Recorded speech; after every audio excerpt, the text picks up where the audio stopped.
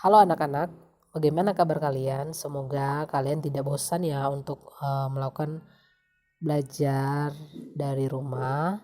Dan pada kesempatan ini materi kalian sudah sampai pada SIG atau GIS. Apa itu? Sistem Informasi Geografi. Nah, tujuan pembelajarannya adalah kalian pertama harus memahami dasar-dasar sistem informasi geografi atau SIG. Kemudian yang kedua kalian dapat mengaplikasikan teori pengolahan data dalam SIG.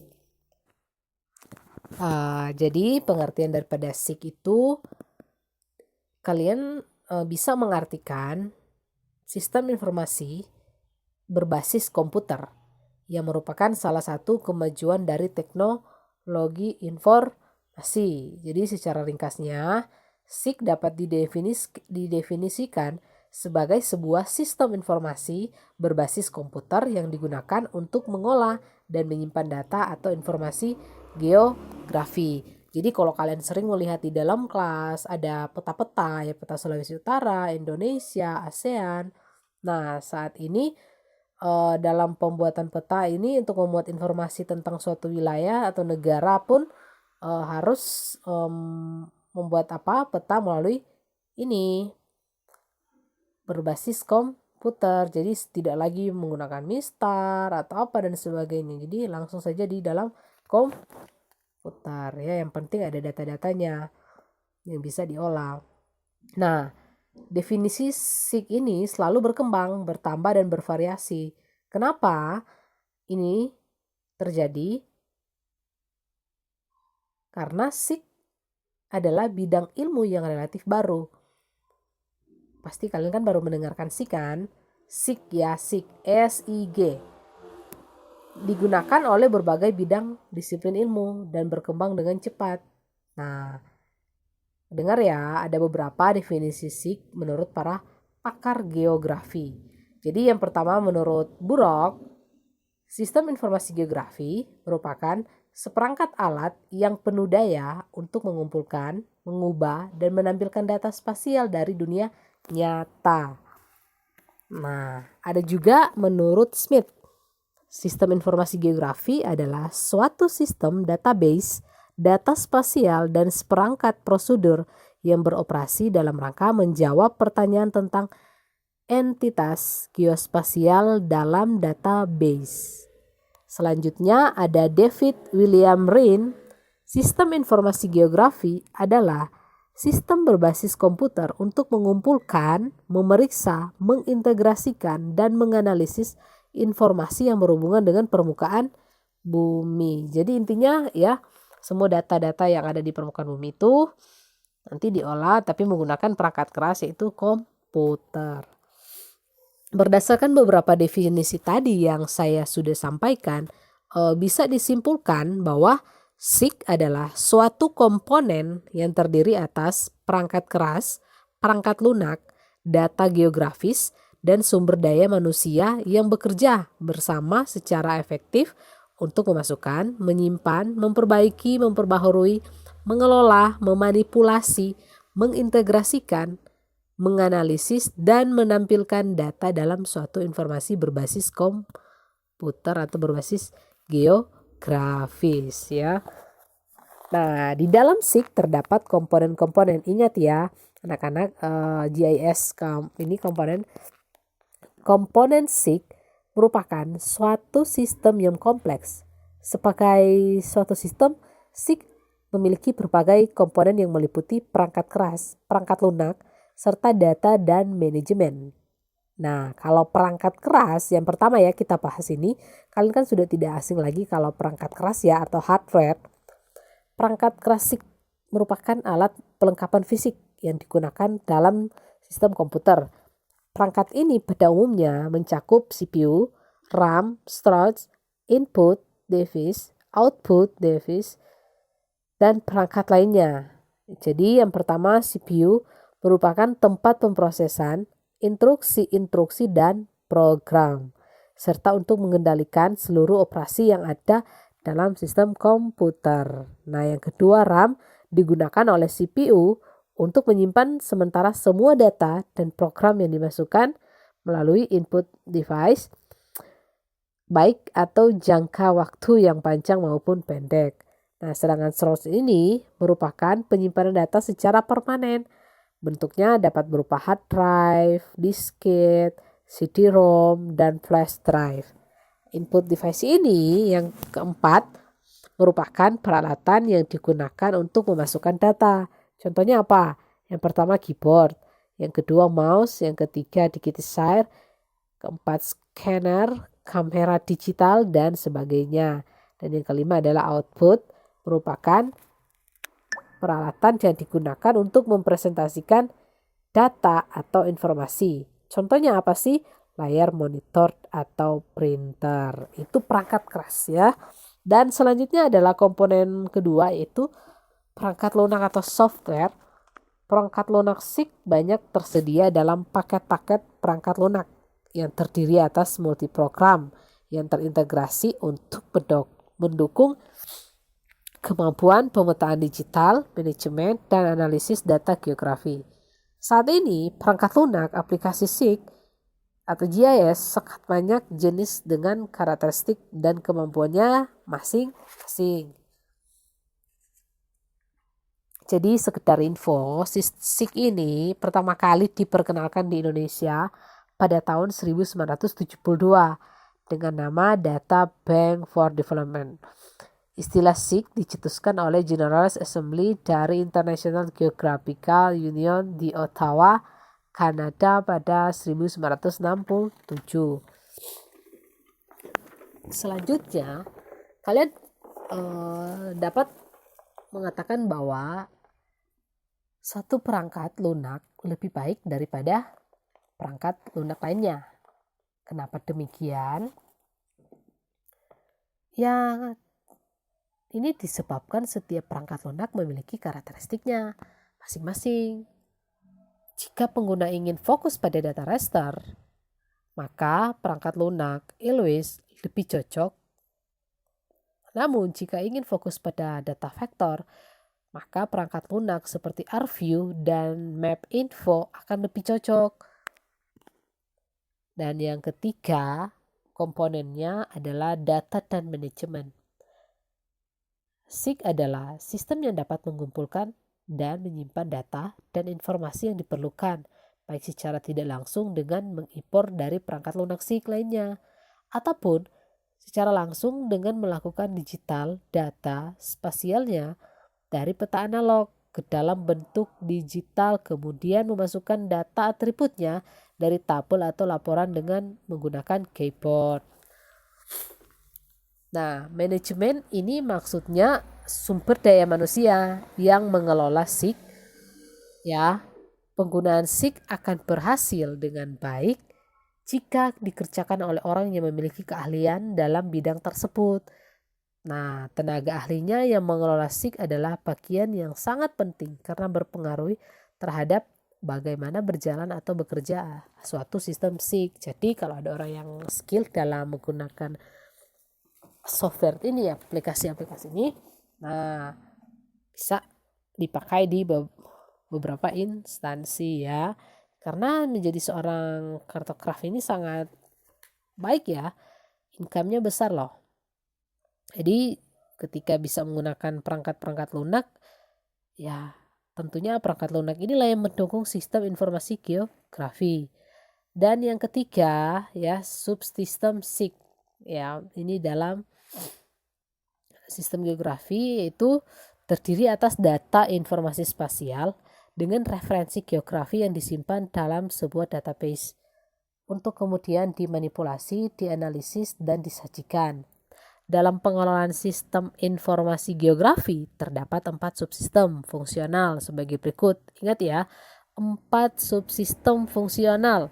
Yang pertama, subsistem masukan atau disebut input. Nah, subsistem input data berperan untuk mengambil, mengumpulkan, dan mengubah data ke dalam bentuk digital yang dapat diterima dan dipakai dalam sistem informasi geografi. Perlu kalian ketahui, ada 2 jenis data dasar geografi, yaitu data spasial, keruangan, dan data atribut deskripsi. Ya, yang pertama kita bahas dulu data spasial. Data spasial adalah data atau informasi yang berorientasi geografis dan memiliki sistem koordinat tertentu sebagai dasar referensinya. Data spasial umumnya disimpan dalam bentuk informasi dan koordinatnya sehingga dapat dimanipulasi dan dipetakan kembali. Nah, kalian perlu ketahui ada dua model penyajian data spasial. Ingatnya, dua model penyajian data spasial. Yang pertama data raster dan data vektor. Data vektor, ingat ya, dua. Yang pertama data raster. Data raster menampilkan dan menyimpan data spasial dengan menggunakan struktur, matriks, atau pixel yang berbentuk grid segi empat atau petak-petak. Data ini terdiri atas baris dan kolom yang memiliki nilai atau warna dalam sebuah sistem grid. Data ini dihasilkan oleh sistem penginderaan jauh dan mempresentasikan objek geografis dengan pixel element. Resolusi pada pixel menggambarkan ukuran sebenarnya. Semakin tinggi resolusinya, semakin kecil ukuran detail permukaan bumi yang dipresentasikan. Nah, data ini baik digunakan untuk menggambarkan batas-batas berubah secara gradual, seperti jenis tanah, kelembapan tanah, dan vegetasi. Mari kita lanjut pada data vektor yang menampilkan wajah bumi dengan menggunakan vektor yang dibentuk dengan titik, garis, dan poligon sebagai representasi grafis atau objek. Pada model data spasial vektor, garis-garis atau kurva sebenarnya merupakan kumpulan dari titik-titik yang saling terhubung. Demikian juga dengan area atau poligon terdiri atas titik-titik yang terhubung, tetapi titik awal dan akhirnya sama sehingga menutup sempurna. Data vektor bertujuan untuk menyajikan objek sesempurna mungkin seperti keadaan aslinya di lapangan. Nah, data raster maupun vektor memiliki kelebihan dan kekurangan masing-masing, sehingga tidak ada data yang mampu memenuhi semua kebutuhan representasi dan analisis data spasial secara sempurna.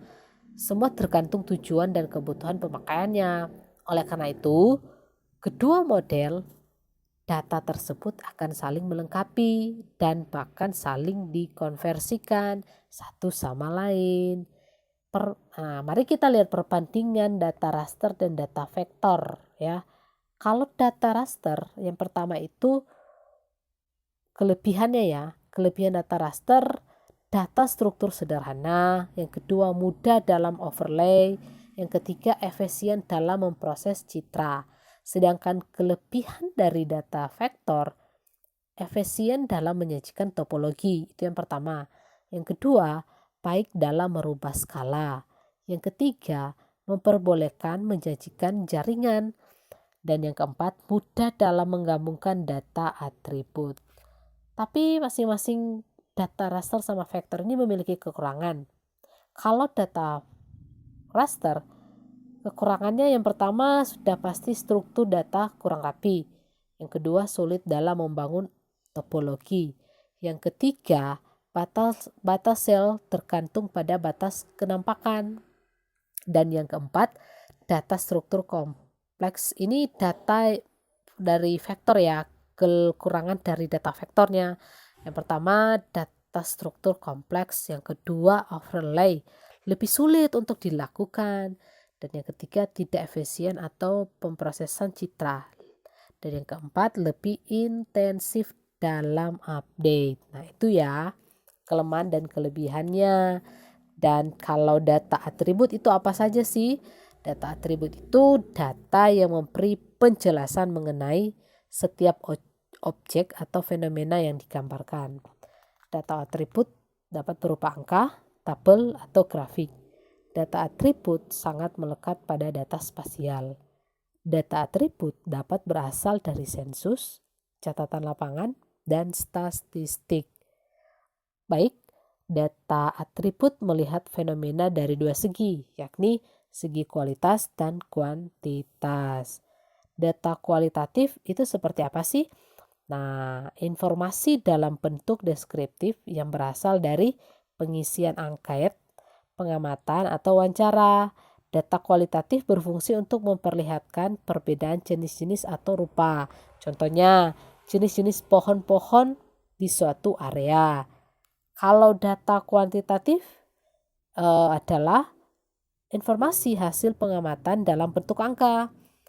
Data kuantitatif berfungsi untuk memperlihatkan perbedaan nilai dari objek. Ya, contohnya jumlah pohon di suatu area. Baik, jadi dapat diklasifikasikan menjadi 4 tingkat pengukuran, yakni data nominal, data ordinal, data interval, dan data rasio. Data nominal menggambarkan berbagai jenis kategori data yang berbeda dengan menggunakan kode. Kode diberikan kepada objek hanya berfungsi sebagai label saja tanpa menunjukkan tingkat apapun. Data ordinal disusun untuk membedakan peringkat pada data. Contohnya, kota diklasifikasikan ke dalam kota besar, kota sedang, dan kota kecil. Data interval menggambarkan interval antar nilai. Data rasio sama dengan data interval akan tetapi data rasio didasarkan pada nilai not absolute. Ya. Jadi data yang diinput ke dalam SIG dapat diperoleh dari beberapa sumber, yaitu data lapangan, data peta, dan data penginderaan jauh. Data lapangan itu pastinya melalui pengamatan ya, pengukuran di lapangan, tapi bersifat deskriptif dan tidak terekam oleh sensor penginderaan jauh. Karena proses input data atribut ke dalam SIG dapat dilakukan melalui tabulasi, yaitu dengan pembuatan tabel. Sedangkan data peta adalah data yang berasal dari peta yang telah diubah dalam bentuk digital. Proses input data spasial ke dalam SIG dapat dilakukan dengan dua cara, yaitu digitasi dan pemindaian atau scanning. Jadi digitasi ini maksudnya apa sih? Upaya memindahkan lembaran peta atau hard copy ke dalam komputer dengan mengubahnya ke dalam format digital dengan struktur vektor. Jadi dapat dilakukan secara otomatis maupun manual karena gambar yang kompleks lebih baik didigitasi secara manual, sedangkan gambar yang sederhana lebih baik didigitasi secara otomatis. Nah, yang scanning ini kan sudah tahu proses mengubah data grafis kontinu menjadi data grafis diskrit yang terdiri atas sel-sel penyusun gambar piksel. Scan ini dapat dilakukan dengan scanner ya. Hasil dari proses scan adalah gambaran dengan format metrik ataupun pixel data raster. Nah, jadi hasil scan bisa diperbaiki dengan berbagai teknik pemproses gambar, koreksi gambar, kecerahan dan kontras, penghapusan pengisian lubang atau penghalusan garis. Jadi proses vektorisasi dapat dilakukan dengan digitasi manual terhadap gambar hasil lain. Nah, yang ketiga adalah data penginderaan jauh berbentuk citra satelit dan foto udara. Baik. Jadi yang ketiga itu adalah subsistem manajemen data. Kalau tadi yang kita bahas itu adalah subsistem masukan, sekarang kita subsistem manajemen data. Di mana ini berperan dalam mengorganisasi data baik data spasial maupun atribut ke dalam sebuah bank data atau database. Sehingga data yang telah disimpan mudah dipanggil, diupdate, dan diedit. Dengan kemajuan teknologi saat ini, sistem penyimpanan dan pengambilan data sudah menggunakan sistem komputer. Selanjutnya adalah subsistem manipulasi dan analisis data. Oke, subsistem manipulasi dan analisis data memungkinkan pengguna untuk menentukan data akan digunakan kemudian melakukan manipulasi. Nah, proses mengubah data agar lebih mudah dibaca dan pemodelan data untuk masukkan sistem yang diharapkan, SIG menyediakan beberapa fungsi untuk keperluan analisis data. Contohnya apa? Buffering, scoring, dan overlay. Di antara ketiga contoh fungsi tersebut, fungsi overlay adalah fungsi yang paling sering digunakan dalam SIG. Fungsi ini atau tumpang tindih adalah menggabungkan beberapa peta tematik yang memiliki informasi berbeda terkait suatu area geografis tertentu. Jadi contohnya data jalan, data bangunan, data vegetasi, atau data terintegrasi.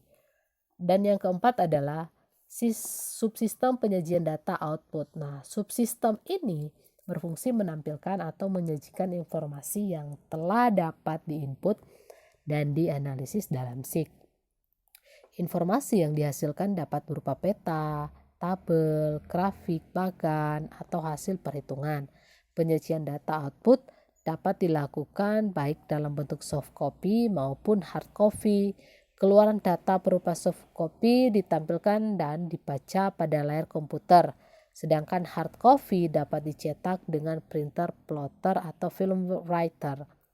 Nah, melalui informasi dari subsistem output ini, pengguna dapat melakukan identifikasi informasi yang diperlukan sebagai bahan dalam pengambilan kebijakan atau perencanaan. Nah, yang terakhir adalah pemanfaatan data SIG. Jadi, SIG dapat dimanfaatkan manusia untuk berbagai keperluan. Beberapa contoh pemanfaatan SIG adalah sebagai berikut. Kalian dengar ya. Yang pertama, bidang sumber daya alam untuk mengetahui, menginventaris, dan mengelola persebaran kawasan lahan. Contohnya, lahan potensial dan lahan kritis, lahan pertanian dan perkebunan, serta perubahan pemanfaatan lahan. Nah, yang kedua dalam bidang perencanaan ruang, itu merencanakan pemukiman, penduduk, tata ruang wilayah, perencanaan kota, perencanaan lokasi, dan relokasi pasar. Dan yang ketiga, bidang kependudukan, menyediakan informasi seputar kependudukan, sosial, dan ekonomi. Dan yang keempat, bidang pendidikan, tentunya bisa menentukan lokasi pendirian sekolah, serta alat bantu untuk proses pembelajaran, khususnya tentang konsep lokasi, ruang, dan unsur geografis di permukaan bumi. Dan yang terakhir adalah bidang militer, di mana menyediakan data spasial untuk analisis rute-rute perjalanan, logistik, dan peralatan perang. Jadi sampai di sini masih bisa dipahamkan. Jadi ingat ya, komponen SIG ada perangkat keras, perangkat lunak, data, dan manajemen. Kemudian tadi sudah dijelaskan jenis data dalam SIG ada terbagi dua, yaitu raster dan vektor. Ya, itu bagian spasial, dan yang terakhir adalah data atribut. Jadi SIG juga memiliki beberapa subsistem. Ingat ya, input, manajemen data, manipulasi, analisis data, serta penyajian data. Sampai di sini ada pertanyaan. Jika kalian belum memahami atau belum mengerti, kalian bisa menghubungi guru yang bersangkutan agar supaya kalian bisa dalam penyesuaian materi ini. Dan dalam KD ini memahami pemetaan penginderaan jauh SIG sudah selesai. Kita akan masuk pada materi baru ya pada pertemuan berikut. Harapan kalian bisa mengingat dengan menjadi pendengar yang baik dalam materi ini, pasti kalian bisa menyelesaikan tugas-tugas atau tanggung jawab yang diberikan. Sampai di sini, tetap semangat belajar dari rumah. Saya sampaikan terima kasih.